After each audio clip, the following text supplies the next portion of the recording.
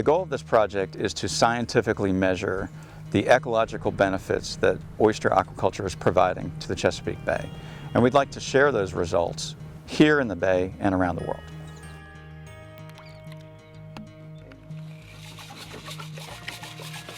So one of the things that's unique about this partnership that we have, where we're working with the Nature Conservancy and with the oyster farmers, is that we're actually working at real operating commercial farms.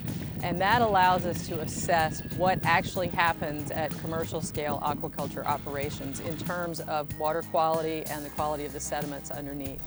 And what our primary goal is to put real numbers on the amount of nitrogen and phosphorus that aquaculture might be able to help us remove from the bay.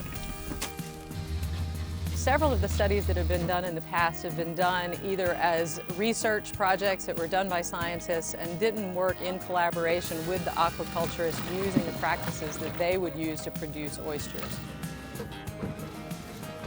So in part, we're making sure that there aren't any negative impacts. And if there are any negative impacts, we're trying to get a feel for what the scale of those impacts are. And then we're also looking at whether the oysters have a positive benefit by filtering the phytoplankton and the sediments out of the water column and clearing up the water column and letting light penetrate deeper. One thing that's different about this study compared to other studies that have been done on oyster aquaculture is that we're using instrumentation to look at the particles themselves and videotaping them and measuring them and looking at how fast they fall. So then we can characterize those sediments and see if the sediment inside the farm and outside the farm are different and how they vary between different sites. This is our profiler. We use it to look at particles that are in suspension and other parameters that are affecting the water clarity. This instrument is a water quality sonde with different sensors on it that allows us to measure for turbidity, chlorophyll, salinity, and temperature. It allows us to develop a map of the water quality around the site.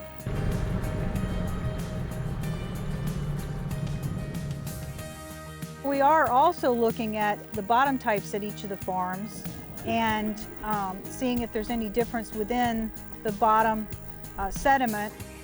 And we're also looking at the animals that live on and within that sediment and seeing if the number of them is more within the farm or outside the farm, or if there's any difference.